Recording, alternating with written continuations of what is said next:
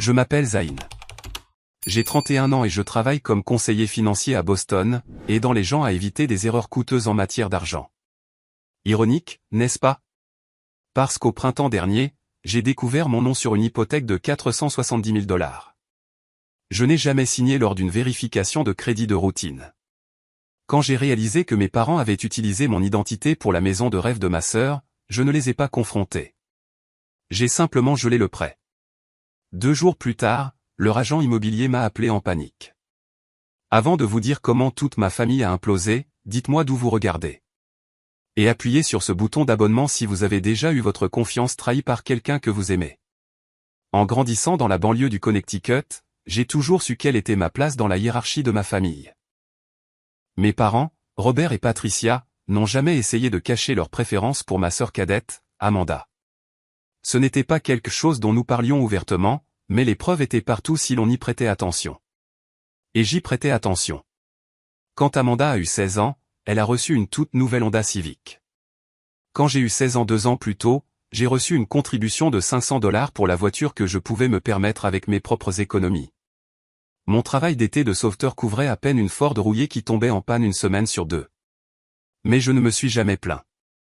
C'était juste comme ça que les choses se passaient dans notre maison. Les matins de Noël racontaient la même histoire. La pile de cadeaux d'Amanda dominait toujours la mienne. Anniversaire. Elle recevait des fêtes avec des dizaines d'amis dans des lieux chers.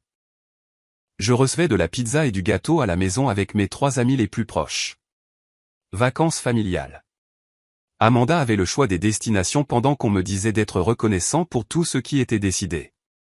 Ne vous méprenez pas, nous n'étions pas pauvres. Loin de là.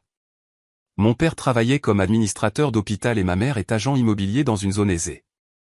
Nous vivions dans une maison coloniale de 4 chambres dans un quartier avec de bonnes écoles et des pelouses entretenues. Selon la plupart des normes, nous étions solidement de classe moyenne supérieure. Mais un message clair était transmis par chaque décision. Amanda était la priorité. J'ai appris très tôt que si je voulais quelque chose, je devais le gagner moi-même. Alors, je l'ai fait. J'ai travaillé tout au long du lycée, économisant chaque centime que je pouvais.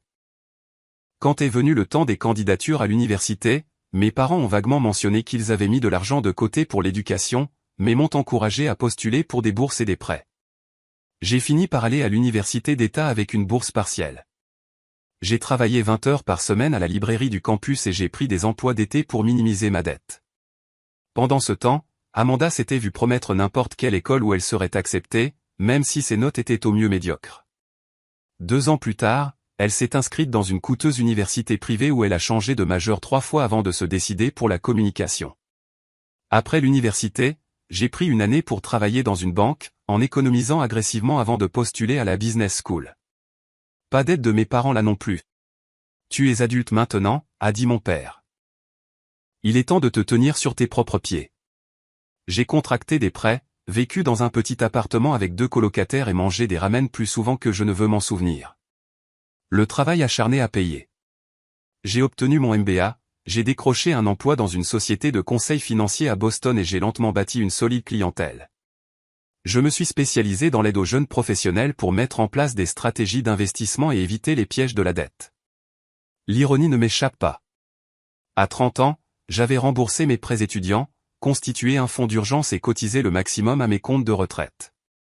J'ai acheté un modeste condo dans un quartier en développement de la ville. Rien d'extraordinaire, mais c'était à moi. J'étais fier de ce que j'avais accompli par moi-même. Ma relation avec ma famille est restée tendue, mais civile. J'appelais pendant les vacances, je rendais visite 2 fois par an et j'envoyais des cadeaux appropriés pour les anniversaires. Nous avons maintenu l'apparence d'une famille normale, même s'il y avait toujours une tension sous-jacente. Amanda, pendant ce temps, avait suivi un chemin très différent. Après l'université, elle est retournée vivre chez nos parents temporairement pendant qu'elle réfléchissait à ses prochaines étapes. Temporaire est devenu permanent. À 27 ans, elle vivait toujours chez nos parents, travaillait à temps partiel dans une boutique appartenant à une amie de ma mère et dépensait la majeure partie de ses gains en vêtements et en week-end entre amis. Puis, Amanda a rencontré Bradley. Il venait d'une famille riche, argent de famille, et travaillait dans la société d'investissement de son père. Il conduisait une Tesla, portait des vêtements de marque et emmenait Amanda à des rendez-vous somptueux. Mes parents étaient ravis. Voici enfin l'homme prospère qui donnerait à Amanda la vie qu'il pensait qu'elle méritait. Après un an de fréquentation, Bradley a proposé avec une bague en diamant qui coûtait plus que ma première voiture. Le mariage était prévu pour l'été suivant.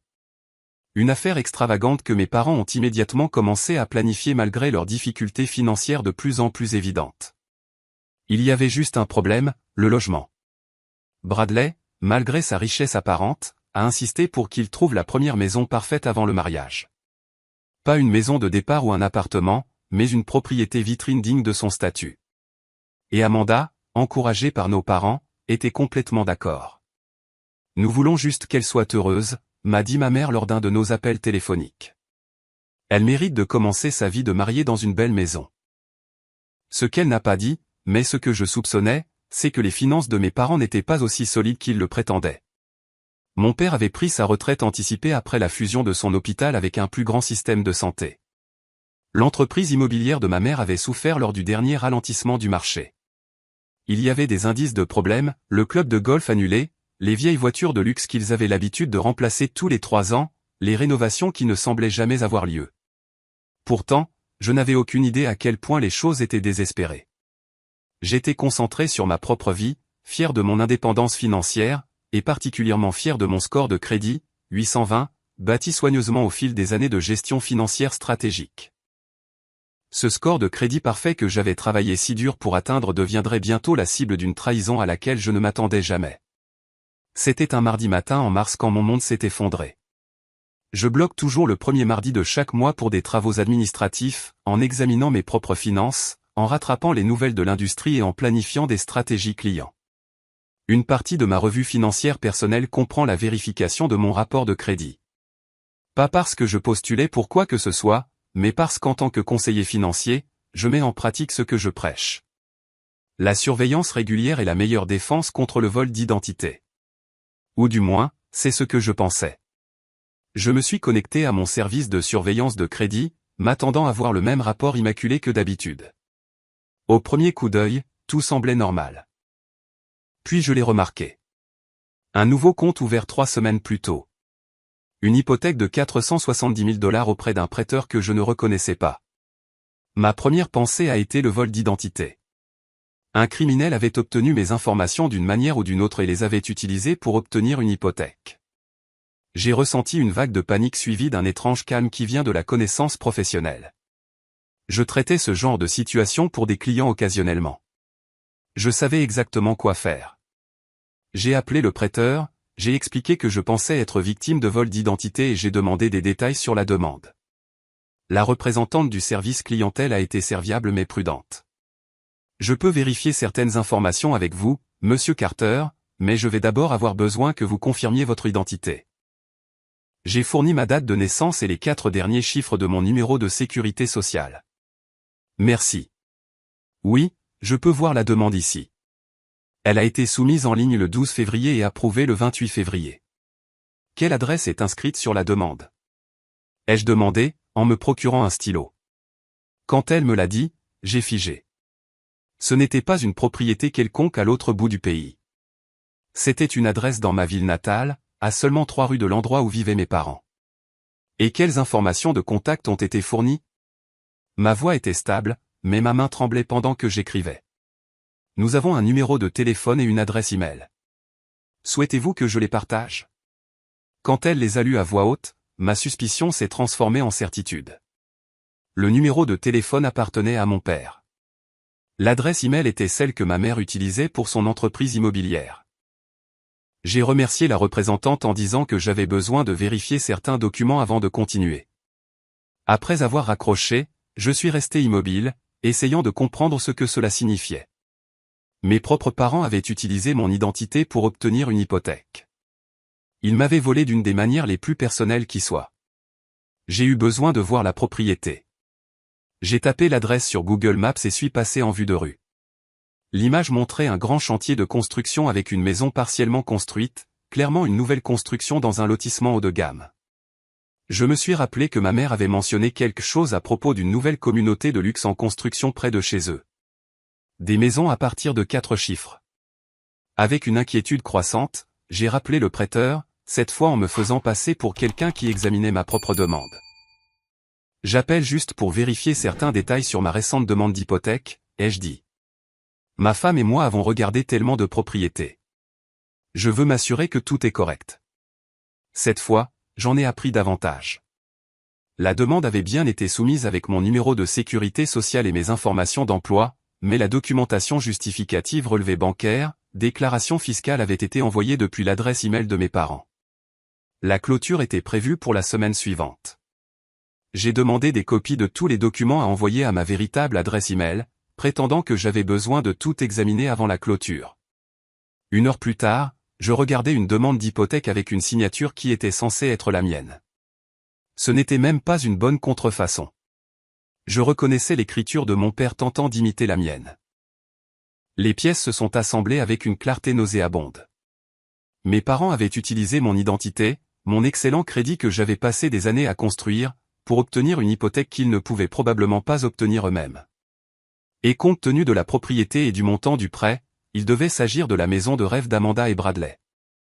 Je me suis assis dans mon bureau, les stores baissés, fixant les documents sur mon écran. La trahison était profonde. Pas seulement le vol d'identité lui-même, mais le calcul derrière cela. Il m'avait délibérément volé, risqué mon avenir financier et ma réputation professionnelle, tout cela pour donner à ma sœur quelque chose qu'elle n'avait pas gagné. J'ai pensé à toutes ces années à travailler plusieurs emplois, à vivre avec des colocataires, à manger peu cher, à gérer soigneusement chaque carte de crédit et chaque remboursement de prêt pour bâtir mon score de crédit parfait. Tous ces sacrifices et cette discipline, juste pour que ma propre famille essaie d'en tirer parti sans ma connaissance ou mon consentement. La colère est venue par vagues, suivie de l'incrédulité, puis plus de colère. J'ai annulé mes rendez-vous clients de l'après-midi, prétextant une maladie soudaine. D'une certaine manière, ce n'était pas un mensonge. Je me sentais physiquement mal, mon estomac se nouait à la réalisation que les personnes qui étaient censées m'aimer et me protéger m'avaient plutôt exploité de l'une des pires manières possibles. Alors que je rentrais chez moi dans mon condo ce soir-là, des questions tourbillonnaient dans mon esprit. Amanda était-elle au courant de ce stratagème? Bradley était-il impliqué? Depuis combien de temps planifiait-il cela? Et surtout, qu'allais-je faire? J'ai pris le lendemain de congé. Je ne pouvais pas me concentrer sur les finances des clients lorsque les miennes avaient été si complètement violées.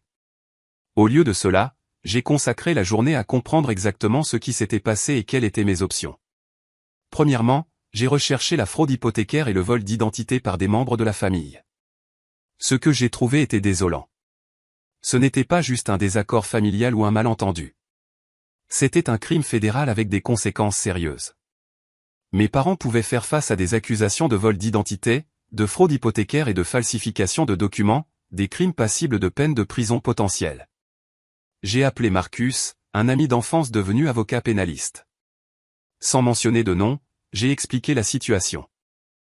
Hypothétiquement, a dit Marcus, après avoir entendu mon histoire, si les parents de quelqu'un utilisaient leur identité pour obtenir une hypothèque sans consentement, nous parlons de charges sérieuses. Le vol d'identité seul est passible de 15 ans de prison fédérale. La fraude hypothécaire ajoute encore 30 ans de peine maximale potentielle, plus des amendes jusqu'à $1 million. Cela semble extrême pour des membres de la famille, ai-je dit, me sentant soudainement protecteur malgré ma colère. La loi ne se soucie pas des liens de famille. La fraude est la fraude. Mais réalistement, les délinquants primaires avec de bons avocats pourraient obtenir des peines réduites. Pourtant, nous parlons de temps de prison potentielle, de probation et de ruine financière. Leur carrière serait terminée, surtout la licence immobilière de votre mère après une condamnation pour fraude. La gravité de la situation s'est imposée. Mes parents avaient commis des crimes graves qui pouvaient détruire leur vie. Aussi en colère que j'étais, je n'étais pas sûr de vouloir cela. Que conseilleriez-vous à un client dans cette situation? Ai-je demandé. Documentez tout, bloquez votre crédit, déposez des rapports auprès des bureaux de crédit, contactez le prêteur pour signaler la fraude, et décidez si vous voulez porter plainte. Après avoir remercié Marcus, j'ai tourné mon attention vers la compréhension de pourquoi mes parents avaient fait cela. L'explication la plus logique était que l'hypothèque était pour la nouvelle maison d'Amanda et Bradley, la première maison parfaite dont ils parlaient. Je n'avais pas prêté beaucoup d'attention aux réseaux sociaux d'Amanda depuis des années, mais maintenant j'ai fouillé. Effectivement, son Instagram était rempli de posts sur leurs nouvelles constructions personnalisées et leur maison de rêve. Il y avait des photos d'elle et Bradley debout sur un terrain vide, main dans la main. Dans une légende de janvier, elle a écrit, tellement reconnaissante d'avoir des parents qui aident à réaliser les rêves. Maison de rêve bénie. L'horodatage de ce post était 2 semaines avant que la demande d'hypothèque ne soit soumise en mon nom. J'ai continué à faire défiler et j'ai trouvé plus de preuves. Amanda et Bradley rencontrant des entrepreneurs, choisissant des luminaires, sélectionnant des couleurs de peinture. Mes parents sont apparus sur plusieurs photos, rayonnant fièrement comme s'ils faisaient un cadeau généreux. En réalité, ils commettaient une fraude et ruinaient potentiellement mon avenir financier. Une pensée m'est venue. Si ces informations étaient partagées aussi ouvertement sur les réseaux sociaux, combien de personnes étaient au courant de la maison? Toute la famille savait-elle ce que faisaient mes parents? J'ai vérifié mes messages textes. Il y avait un groupe de discussion familiale auquel j'avais été ajouté il y a 2 ans, mais que j'ignorais la plupart du temps. En faisant défiler les messages des mois passés, j'ai trouvé de nombreuses références à la maison d'Amanda. Des cousins demandant des nouvelles de la construction, des tantes offrant des conseils de décoration, des oncles recommandant des entrepreneurs, mais il y avait une autre discussion de groupe familial dont je ne faisais pas partie. Amanda y avait fait référence accidentellement une fois dans le groupe principal. Comme je l'ai dit dans l'autre groupe, ils avaient une conversation séparée qui m'excluait où ils discutaient probablement des détails de ce stratagème. La prise de conscience que j'étais peut-être le seul dans l'ignorance m'a frappé fort. Étais-je si déconnecté de ma famille qu'ils se sentaient à l'aise non seulement de commettre une fraude en mon nom, mais d'en discuter ouvertement entre eux?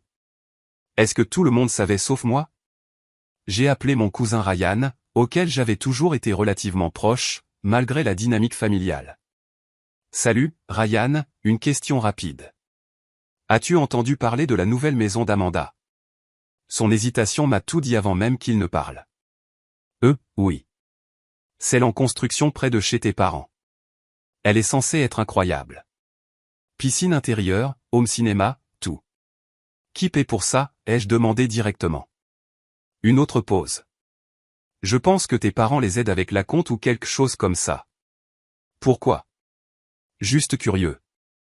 Amanda l'a mentionné, mais je n'ai pas eu les détails. Le mensonge venait facilement. Donc, il contracte une hypothèque, j'imagine. Je ne connais pas les aspects financiers, mais ta mère a dit quelque chose sur le fait qu'il pourrait s'offrir une maison beaucoup plus grande que prévu. Bonne synchronisation avec les taux d'intérêt et tout ça. Après avoir raccroché, je me suis rassis et j'ai traité ces nouvelles informations. Une piscine intérieure, un home cinéma. Ce n'était pas juste une maison de départ pour un jeune couple. C'était une propriété de luxe qui, même avec l'argent de la famille de Bradley, semblait excessive. Et la bonne synchronisation avec les taux d'intérêt était la façon subtile de ma mère de reconnaître qu'ils avaient obtenu de meilleures conditions qu'ils n'auraient dû en volant mon identité et en utilisant mon score de crédit.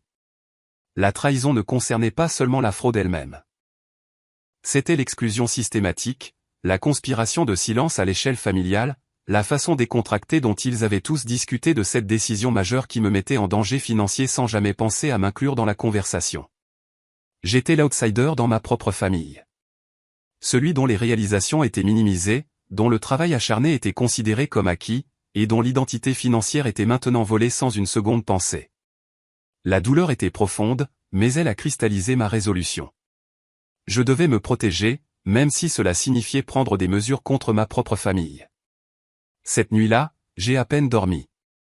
Je n'arrêtais pas de passer en revue mes options, en essayant de trouver le chemin le moins dommageable. D'une part, mes parents et ma sœur avaient commis des crimes graves contre moi. Ils avaient volé mon identité, falsifié ma signature et mis mon avenir financier et ma réputation professionnelle en danger. J'avais tout le droit de les signaler aux autorités et de laisser la justice suivre son cours. D'autre part, c'était ma famille. Malgré notre relation tendue et leur favoritisme évident envers Amanda, l'idée de mes parents en combinaison de prison me rendait physiquement malade. Ma mère approchait de la soixantaine, mon père approchait de la soixantaine 10.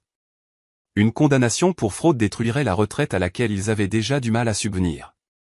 Et qu'en était-il d'Amanda? Aussi frustré que son attitude de droit m'agaçait, voulais-je être responsable de ruiner ses fiançailles? Et son avenir? Bradley venait d'une famille conservatrice et soucieuse de sa réputation. Un scandale financier mettrait probablement fin à leur relation. J'ai envisagé une troisième option, les confronter directement, exiger qu'ils retirent la demande et espérer qu'ils corrigent le tir. Mais mon expérience de conseiller financier me disait que c'était naïf. La clôture était à quelques jours. Amanda et Bradley avaient probablement fait des plans basés sur l'obtention de cette maison. Mes parents planifiaient cela depuis des mois, clairement. Une simple conversation ne résoudrait pas le problème.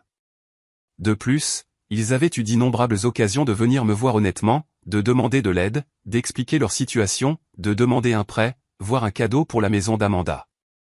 Au lieu de cela, ils ont choisi la tromperie et le vol. Pourquoi attendrais-je de l'honnêteté maintenant?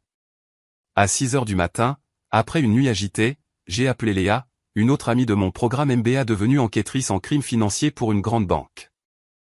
Vous devez vous protéger, a-t-elle dit fermement après avoir entendu une version anonymisée de ma situation. La fraude familiale est plus courante que ce que les gens pensent, et elle est particulièrement dangereuse car les auteurs ont accès à tellement d'informations personnelles. Ils connaissent le nom de jeune fille de votre mère, votre premier animal de compagnie, l'adresse de votre enfance, toutes ces questions de sécurité. Alors, que devrais-je faire? Premièrement, bloquez votre crédit auprès des 3 bureaux immédiatement. Cela empêche l'ouverture de nouveaux comptes. Deuxièmement, contactez le prêteur et signalez la fraude. Vous n'avez pas à nommer les noms tout de suite. Signalez simplement que la demande n'a pas été soumise par vous. Troisièmement, mettez en place une surveillance de crédit améliorée et des services de protection d'identité. Qu'en est-il du dépôt d'un rapport de police? Elle a hésité. C'est là que ça devient compliqué avec la famille. Un rapport de police crée un enregistrement officiel de la fraude, dont vous aurez besoin pour une protection complète et pour supprimer le compte de votre historique de crédit. Mais cela déclenche également une enquête criminelle qui pourrait mener à des accusations contre les auteurs. Exactement. Certaines personnes déposent ce qu'on appelle un rapport de police purement informatif où elles documentent la fraude mais refusent d'engager des poursuites initialement. Cela vous offre une certaine protection pendant que vous décidez comment procéder. Après avoir remercié Léa, j'ai pris ma décision. Je prendrai des mesures immédiates pour me protéger financièrement, mais je laisserai la porte ouverte à une résolution familiale si possible. Cela semblait être l'approche équilibrée. Premièrement, j'ai appelé les 3 bureaux de crédit et placé des blocages de sécurité sur mes rapports de crédit. Cela empêcherait toute ouverture de compte supplémentaire à mon nom. Ensuite, je me suis inscrit au service de protection d'identité le plus complet disponible avec une surveillance et des alertes en temps réel. Vint ensuite la partie la plus difficile. J'ai contacté le prêteur hypothécaire et signalé que je n'avais pas demandé ni autorisé l'hypothèque qui apparaissait à mon nom. J'ai expliqué que je pensais qu'il s'agissait de vol d'identité, mais sans nommer encore mes parents comme auteurs. Le prêteur m'a informé qu'il placerait une suspension immédiate sur la demande et lancerait une enquête. La clôture prévue pour la semaine prochaine sera reportée en attendant nos conclusions, a expliqué le représentant du service de fraude. Nous prenons ces questions très au sérieux, Monsieur Carter. Je comprends. J'aimerais fournir des documents supplémentaires pour étayer ma demande. J'ai passé les 2 heures suivantes à compiler des preuves, capture d'écran de la signature falsifiée, documents montrant que je vivais à Boston alors que la demande prétendait que j'habitais dans le Connecticut. Preuve de mon emploi réel par rapport à ce qui était indiqué sur la demande. J'ai créé une chronologie détaillée des événements et rédigé une déclaration expliquant que je n'avais autorisé personne à demander une hypothèque en mon nom. Je me suis arrêté avant d'identifier mes parents comme auteurs dans ma déclaration officielle. C'était une ligne que je n'étais pas prêt à franchir, du moins pas encore. Après avoir soumis tout au prêteur, j'ai contacté un avocat spécialisé en immobilier pour comprendre mes options et ma responsabilité potentielle. La consultation était coûteuse, mais elle en valait la peine pour la tranquillité d'esprit. Vous avez pris les mesures appropriées pour vous protéger, m'a assuré l'avocat. En signalant la fraude rapidement et en créant une piste papier, vous avez établi que vous n'étiez pas un participant volontaire. C'est crucial si cela finit au tribunal.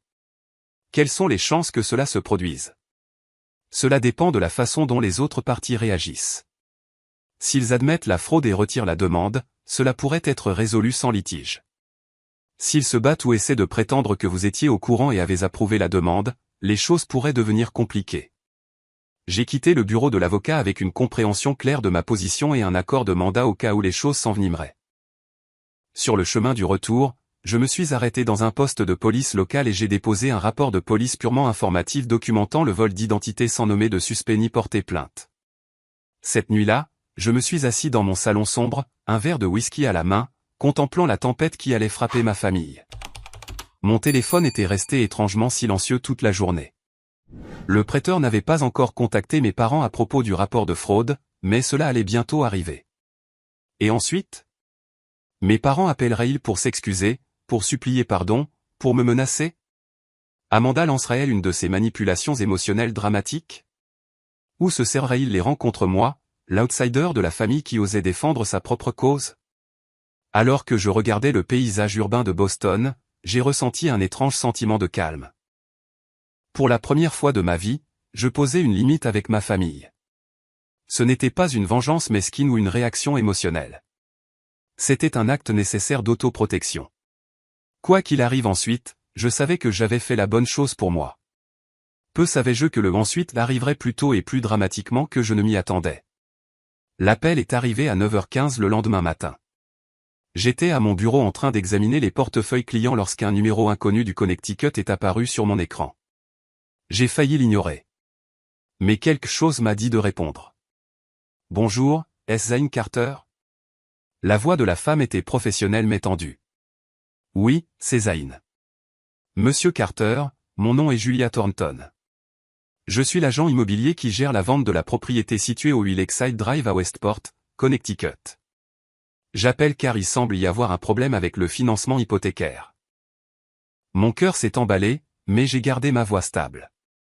Quel genre de problème? Eh bien, le prêteur m'a contacté ce matin pour me dire qu'une alerte de fraude a été émise sur la demande. La clôture prévue pour vendredi a été reportée indéfiniment. J'essaie de comprendre ce qui se passe car nous avons des acheteurs qui sont censés emménager la semaine prochaine. Acheteurs, pas demandeurs ou emprunteurs. Elle parlait d'Amanda et Bradley comme s'ils avaient déjà acheté la maison. Je vois, ai-je dit sans m'engager. Et vous m'appelez parce que... Parce que la demande d'hypothèque est à votre nom, Monsieur Carter. Le prêteur a suggéré que je vous parle directement. C'était intéressant. Le prêteur ne lui avait pas parlé de mon rapport de fraude spécifiquement, juste qu'il y avait un problème. Elle ne savait pas que j'étais celui qui avait gelé le processus. Mademoiselle Thornton, je crains qu'il y ait eu un malentendu. Je n'ai jamais demandé d'hypothèque sur cette propriété. Je vis à Boston et je n'ai pas l'intention d'acheter une maison à Westport. Il y a eu une longue pause avant qu'elle ne reprenne la parole, sa voix maintenant incertaine. Mais vos parents, ils ont géré tout pour votre sœur et ses fiancés. Ils ont dit que vous aidiez au financement comme cadeau. L'audace était à couper le souffle. Non seulement ils avaient commis une fraude en mon nom, mais ils avaient créé tout un récit sur ma générosité pour l'expliquer. Ce n'est pas exact, ai-je dit fermement. Je n'ai jamais accepté un tel arrangement. Oh mon Dieu! Son professionnalisme s'est fissuré légèrement. C'est inattendu. Votre sœur et ses fiancés ont déjà donné leur préavis dans leur appartement. Ils ont des déménageurs prévus pour jeudi prochain. Des meubles sur mesure ont été commandés pour livraison vendredi prochain. Je suis désolé de l'apprendre, mais rien de tout cela n'a été autorisé par moi. Monsieur Carter, y a-t-il un moyen pour vous de parler à votre famille? Il y a peut-être eu un malentendu. Les vendeurs ont déjà acheté une autre maison sous condition de cette vente. Il y a plusieurs familles dont les plans seront perturbés si cela échoue. J'ai ressenti une brève pointe de culpabilité, rapidement remplacée par la résolution. Ce n'étaient pas mes problèmes à résoudre. Je vous suggère de parler à mes parents de cette situation, Mademoiselle Thornton. J'ai énoncé ma position clairement. Je n'ai pas demandé ni autorisé cette hypothèque. Après avoir terminé l'appel, j'ai su que le temps tournait. L'agent immobilier contacterait sans aucun doute mes parents immédiatement. Effectivement, en moins de 20 minutes, mon téléphone a explosé de notifications. 3 appels manqués de mon père, 5 de ma mère, 2 de numéros que je ne reconnaissais pas, mais que je soupçonnais d'appartenir à Amanda et Bradley. Les messages vocaux ont commencé à s'accumuler ainsi que les messages textes.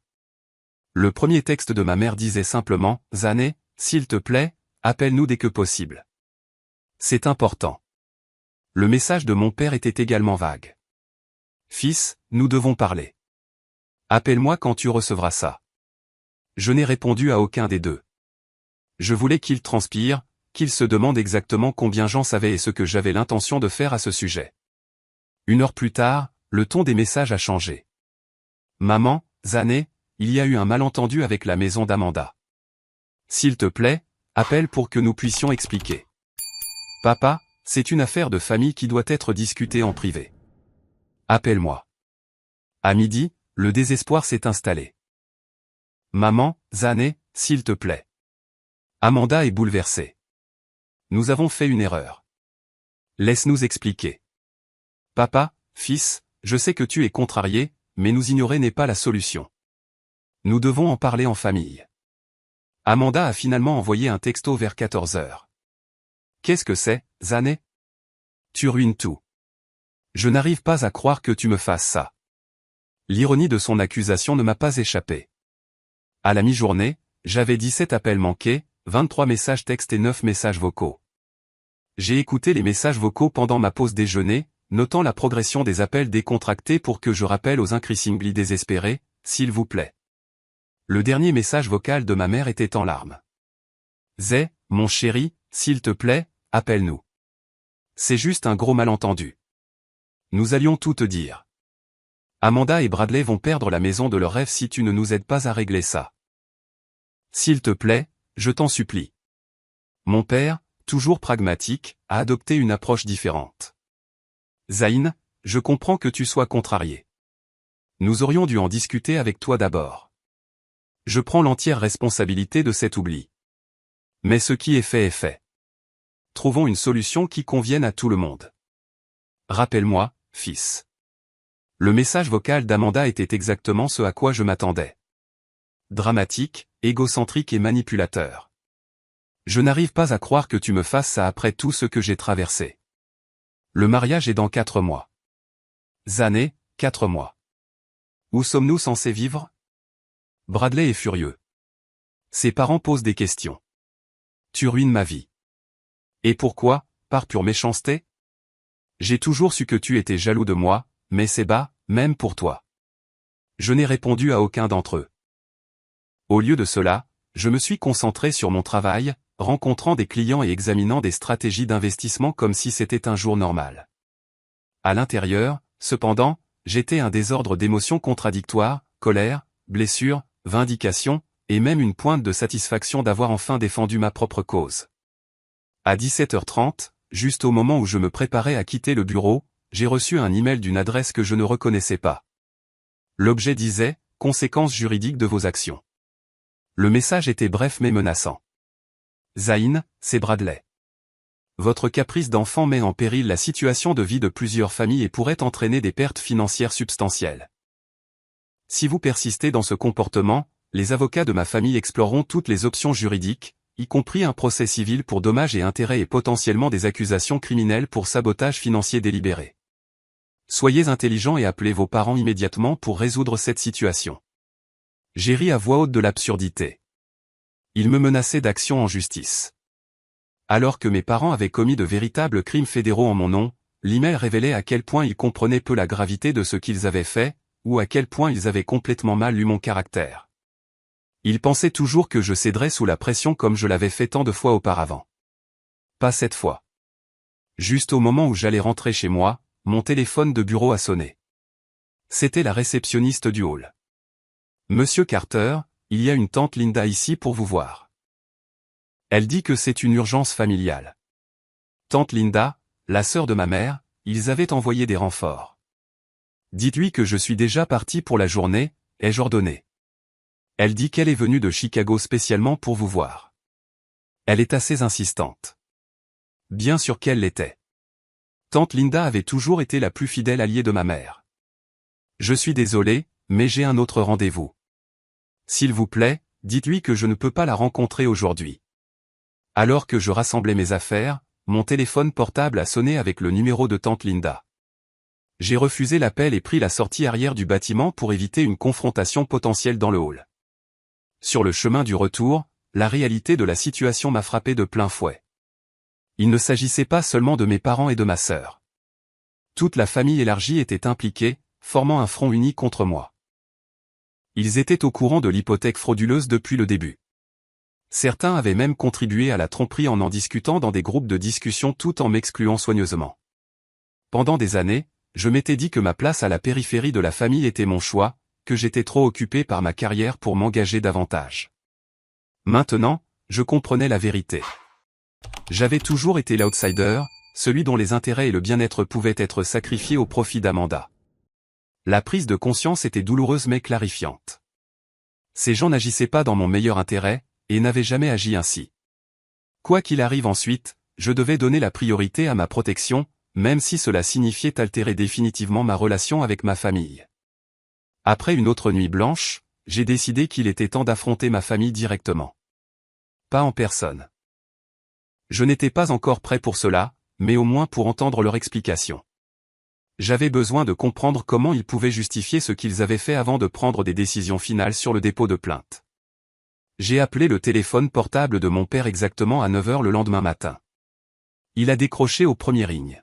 « Zayn, Dieu merci.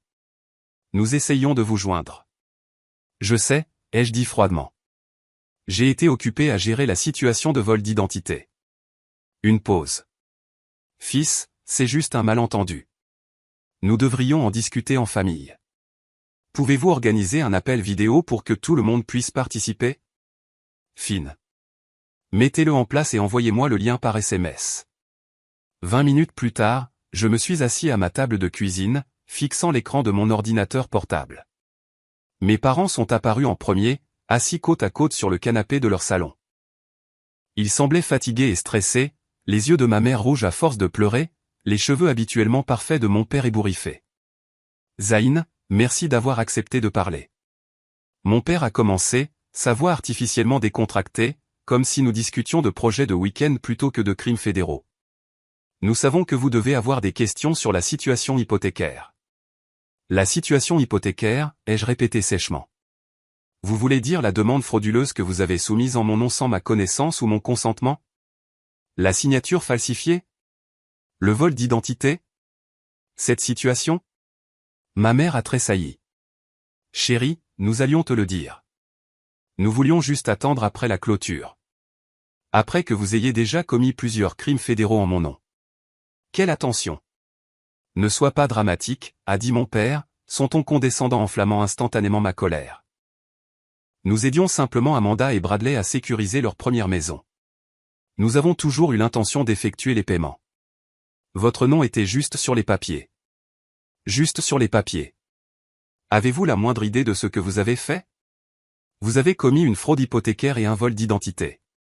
Ce sont de graves crimes fédéraux avec des peines de prison potentielles. Les yeux de ma mère se sont élargis. La prison? Ne dites pas de bêtises. C'est une affaire de famille. Avant que je ne puisse répondre, Amanda a rejoint l'appel, le visage couvert de larmes. Comment as-tu pu me faire ça, Zayn? Nous devons emménager la semaine prochaine. Le bail de l'appartement se termine. Les déménageurs sont prévus. Les meubles sont en cours de livraison. Je ne t'ai rien fait, Amanda. Je suis la victime ici. Mon identité a été volée. Elle n'a pas été volée, a-t-elle crié. Maman et papa nous aidaient. Tu es juste jaloux parce que je me marie et que je commence une vraie vie pendant que tu es seul dans ton triste petit condo. Une vraie vie financée par la fraude, ai-je répondu calmement. Et mon triste petit condo est payé avec de l'argent que j'ai gagné légalement. Contrairement à votre maison de rêve. Bradley est apparu à l'écran ensuite, son bras autour d'Amanda protectrice. Son expression habituellement douce et confiante était remplacée par une colère à peine contenue. C'est complètement inutile, Zayn. Vous créez une crise à partir d'un simple arrangement familial. Vos parents nous ont assuré que vous accepteriez d'aider votre sœur sans me demander d'abord. Ce n'est pas de l'aide, c'est de la fraude. Mon père s'est penché en avant. Fils, nous ferons tous les paiements.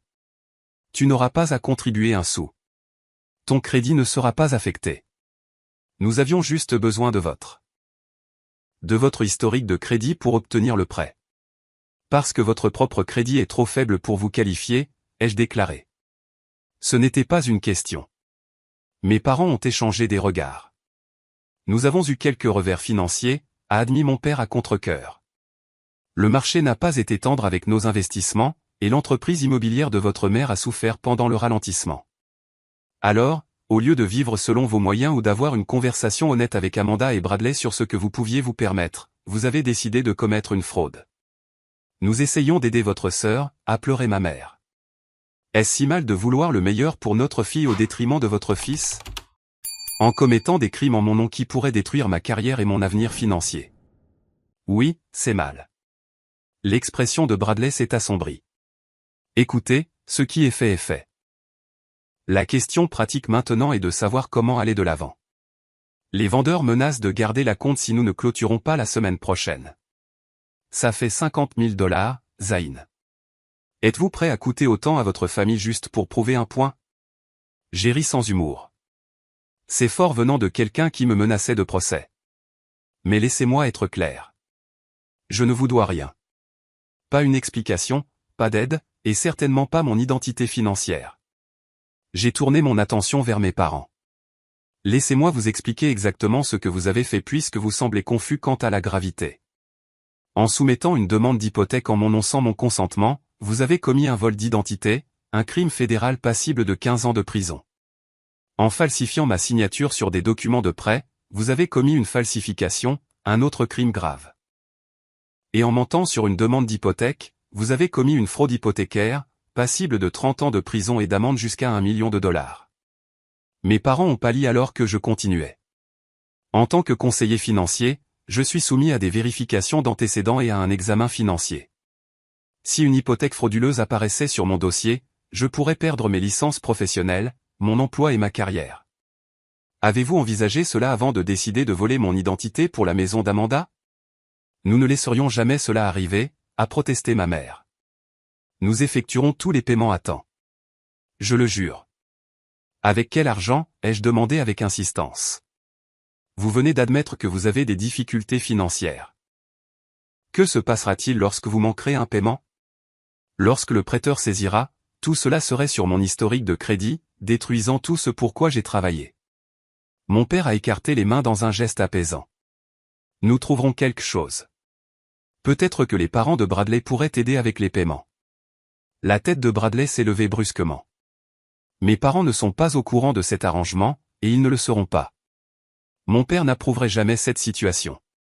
Quelque chose dans son ton m'a fait m'arrêter. Ils ne sont pas au courant de la maison. Ils savent que nous achetons une maison, a dit Bradley prudemment. Ils ne sont pas au courant des détails du financement. De la fraude, vous voulez dire? Je l'ai regardé à travers l'écran. Est-ce que quelqu'un dans votre famille sait que cette hypothèque est obtenue frauduleusement? Le silence de Bradley était une réponse suffisante.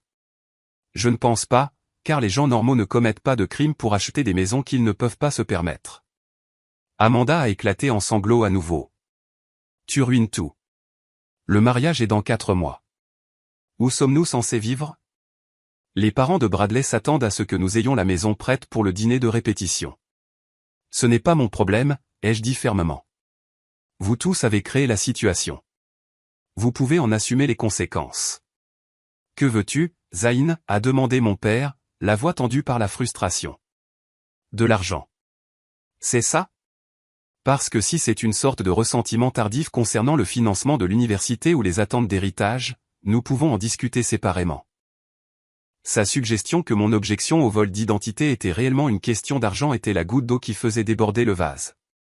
Ce que je veux, c'est que vous admettiez au prêteur que vous avez soumis une demande frauduleuse. Je veux que vous disiez la vérité, que vous retiriez la demande et que vous assumiez la responsabilité de vos actions. Sinon, je porterai plainte pour vol d'identité et fraude. Le choc sur leur visage aurait été comique dans d'autres circonstances. Tu ne le ferais pas, a murmuré ma mère.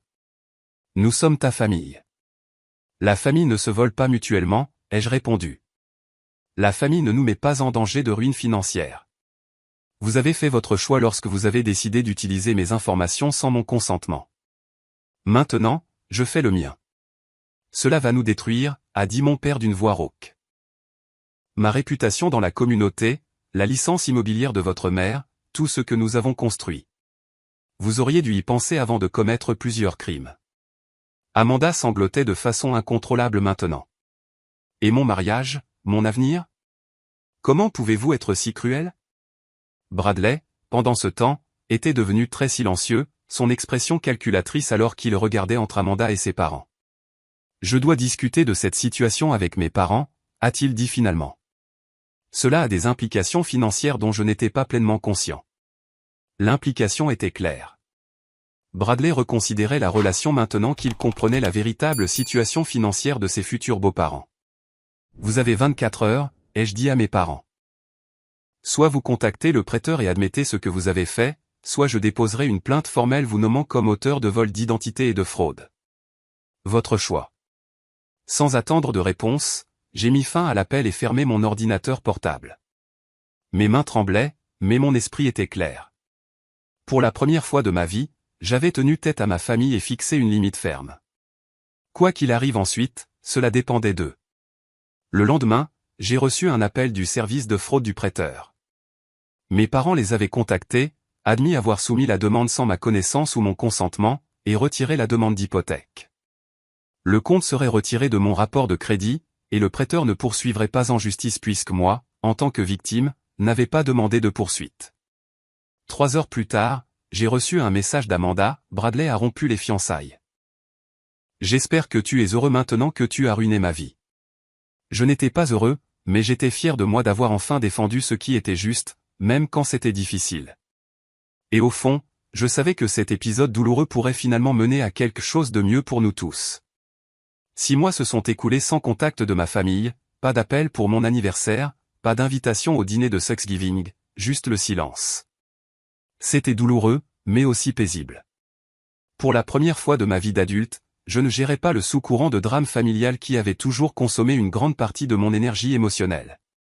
Je me suis lancé dans mon travail, acceptant de nouveaux clients et élargissant mon cabinet pour inclure des services de récupération de vol d'identité. Mon expérience personnelle m'avait donné des aperçus que la plupart des conseillers financiers n'avaient pas, et les clients appréciaient ma compréhension approfondie des aspects financiers et émotionnels du vol d'identité. Puis, par un après-midi d'octobre croustillant, j'ai reçu un email d'Amanda. J'ai failli le supprimer sans le lire, mais la curiosité a pris le dessus. Zayn, je suis en thérapie depuis 4 mois. Mon thérapeute m'a suggéré de vous contacter pour faire amende honorable. Je suis désolé pour mon rôle dans ce qui s'est passé avec la maison et l'hypothèque. Je savais que ce que maman et papa faisaient était mal, mais je me suis convaincu que c'était ok parce qu'ils ont dit qu'ils s'occuperaient de tout. J'aurais dû me lever et dire non. J'étais égoïste et j'avais le droit, et je t'ai blessé dans le processus. Je ne m'attends pas au pardon, mais je voulais que tu saches que je comprends que ce que j'ai fait était mal. J'ai lu l'email 3 fois, cherchant la manipulation ou l'agenda caché qui avait caractérisé tant d'excuses d'Amanda par le passé, mais cela semblait sincère, une simple reconnaissance du mal fait sans excuse ni attente. J'ai répondu brièvement, merci pour votre excuse. J'apprécie votre honnêteté et je vous souhaite bonne chance dans votre parcours thérapeutique. 2 semaines plus tard, une lettre est arrivée de mes parents. Une véritable lettre manuscrite, pas un email ou un SMS. La belle écriture de ma mère remplissait 3 pages avec ce qui semblait être un compte rendu sincère de leurs actions et de leurs regrets. Nous avons trahi votre confiance de la pire manière possible, a-t-elle écrit. Nous nous sommes convaincus que nous aidions Amanda, mais la vérité est que nous favorisions sa dépendance et son droit, tout en violant votre autonomie et en détruisant potentiellement votre avenir financier. Aucun parent ne devrait jamais sacrifier un enfant pour un autre. Pourtant, c'est exactement ce que nous avons fait tout au long de votre vie. Nous ne nous attendons pas au pardon, mais nous voulons que vous sachiez que nous assumons la responsabilité de nos actions et que nous travaillons à devenir de meilleures personnes et de meilleurs parents. Mon père avait ajouté un paragraphe à la fin de son écriture soignée. Fils, je t'ai échoué en tant que père. Je t'ai appris à être responsable et indépendant, puis je t'ai puni d'incarner ces qualités même tout en récompensant la dépendance d'Amanda. Quand tu as réussi malgré notre manque de soutien, je t'en ai voulu au lieu de célébrer tes réalisations. Puis j'ai commis un crime contre toi qui aurait pu détruire tout ce pour quoi tu as travaillé si dur. J'ai profondément honte et je suis sincèrement désolé. La lettre se concluait par une invitation, pas une demande ou une attente, mais une véritable invitation. Si jamais vous vous sentez prêt à tenter de reconstruire notre relation, nous serions reconnaissants de l'opportunité. En attendant, nous respectons votre limite et nous concentrons sur le fait de devenir des personnes dignes de votre confiance. Je n'ai pas répondu immédiatement. J'avais besoin de temps pour traiter mes sentiments et déterminer si j'étais prêt à un quelconque niveau de réconciliation. Après en avoir discuté avec mon thérapeute, oui, j'avais aussi commencé une thérapie. J'ai décidé d'accepter une invitation limitée pour le dîner de Thanksgiving, sans séjour prolongé, et sous réserve que je puisse partir à tout moment si je me sentais mal à l'aise. Ce Thanksgiving a été maladroit, mais étonnamment guérisseur. La maison de mes parents semblait différente, plus petite, plus modeste. J'ai appris plus tard qu'ils avaient réduit leur taille, vendu leur colonial pour rembourser leurs dettes et acheté une maison de ville plus abordable. Ma mère avait suivi des cours de gestion financière. Mon père avait rejoint un groupe de soutien pour parents travaillant à réparer les relations avec leurs enfants adultes. Amanda est venue pour le dessert, arrivant sans l'entrée dramatique qui avait été sa marque de fabrique lors des réunions de famille. Elle avait l'air différente, moins soignée, plus authentique. Elle avait emménagé dans un petit appartement et avait pris un emploi à temps plein dans une organisation à but non lucratif, son premier vrai poste adulte avec des responsabilités et une obligation de rendre compte. Bradley est parti, m'a-t-elle dit quand nous avons eu un moment seul. Après que l'hypothèque ait échoué, il a commencé à s'éloigner. Quand il a réalisé que maman et papa ne pouvaient pas beaucoup contribuer au mariage, il a suggéré de reporter. Puis reporter est devenu annulation, et annulation est devenu une pause. La dernière fois que j'ai entendu parler de lui, il sortait avec la fille d'un banquier. Je suis désolé, ai-je dit, et je le pensais sincèrement. Quelles que soient ses fautes, Amanda avait sincèrement aimé Bradley. Elle a haussé les épaules. Ne le sois pas. Il aimait l'idée de moi, la jolie fille insouciante avec une famille apparemment prospère. Il ne voulait pas de moi, la vraie, avec de vrais problèmes et responsabilités. Je suis en fait bien seul pour la première fois de ma vie. C'est effrayant, mais c'est bien. Au cours des mois suivants, notre famille a entamé une reconstruction prudente. Nous avons établi des limites claires. Nous avons eu des conversations honnêtes sur le passé. Mes parents ont suivi une thérapie familiale, à la fois avec moi et sans moi. Ils n'ont fait aucune grande promesse, juste de petits efforts constants pour rétablir la confiance, une interaction à la fois. Mon père m'a demandé de l'aide pour examiner son plan de retraite, une humble reconnaissance de mon expertise qui aurait été impensable un an plus tôt. Ma mère m'a consulté avant de prendre des décisions d'investissement, admettant ouvertement ses erreurs financières passées. Amanda et moi avons développé une relation d'égo pour la première fois. Elle s'est renseignée sur mon travail avec un intérêt sincère. Je l'ai soutenue dans ses efforts pour construire une vie indépendante. Nous avons découvert des intérêts communs qui avaient été obscurcis par des années de favoritisme parental et de compétition. Pour mon 32e anniversaire, au lieu de la carte cadeau obligatoire qu'ils envoyaient habituellement, mes parents m'ont donné quelque chose de précieux, un dossier contenant la documentation de toutes les mesures qu'ils avaient prises pour assurer ma sécurité financière et la protection de mon identité. Ils avaient installé des mesures de sécurité avancées sur leurs ordinateurs et téléphones, créé des mots de passe uniques pour tous les comptes, inscrit des services de surveillance d'identité et suivi des cours sur la cybersécurité et la prévention de la fraude. Nous ne pouvons pas annuler la rupture de confiance, a dit mon père alors que j'examinais les documents. Mais nous pouvons vous montrer par des actions que nous nous engageons à protéger plutôt qu'à mettre en danger votre avenir financier. Sur le plan professionnel, ma spécialité dans la récupération de vols d'identité était devenue une partie importante de ma pratique. J'ai développé du matériel pédagogique, parlé lors d'événements communautaires et aidé des dizaines de clients à naviguer dans le processus complexe de récupération de leur identité financière. Beaucoup étaient victimes de fraude familiale, comme moi. Ils étaient reconnaissants de travailler avec quelqu'un qui comprenait à la fois les dimensions pratiques et émotionnelles de leur expérience. Avec le recul, 18 mois après cette vérification de crédit fatidique, je peux voir que l'expérience douloureuse a apporté des leçons précieuses. J'ai appris que fixer des limites n'est pas égoïste. C'est nécessaire pour des relations saines. J'ai découvert que me défendre n'a pas détruit ma famille. Cela a créé l'opportunité d'une connexion plus authentique basée sur le respect mutuel plutôt que sur l'obligation ou la manipulation. Le plus important, j'ai réalisé que le pardon ne nécessite pas d'oublier. Je pouvais pardonner à mes parents et à ma sœur pour leurs actions tout en maintenant des limites saines et en exigeant des comptes. Le pardon n'était pas un cadeau que je leur faisais. C'était un cadeau que je me faisais, libérant la colère et le ressentiment qui m'avaient pesé. Si vous regardez ceci et que vous êtes aux prises avec de la manipulation financière familiale ou du vol d'identité, souvenez-vous de ceci. Vous avez le droit de vous protéger. Les liens familiaux ne vous obligent pas à accepter les mauvais traitements ou les comportements criminels. Le chemin vers la résolution peut être douloureux, mais se tenir dans sa vérité en vaut toujours la peine en fin de compte. Avez-vous déjà eu un membre de votre famille abusé de votre confiance financièrement? Comment l'avez-vous géré? Faites-le moi savoir dans les commentaires ci-dessous. Et si vous avez trouvé de la valeur dans mon histoire, s'il vous plaît, cliquez sur le bouton j'aime et abonnez-vous pour plus d'expériences réelles. N'oubliez pas de protéger vos rapports de crédit et vos informations personnelles, même de ceux qui vous sont les plus proches. Parce que parfois, les personnes qui devraient le plus nous protéger sont celles contre lesquelles nous devons nous défendre. Merci de m'avoir écouté et prenez soin de votre santé financière et de votre bien-être émotionnel. Ils sont tous deux également importants pour construire une vie vraiment réussie.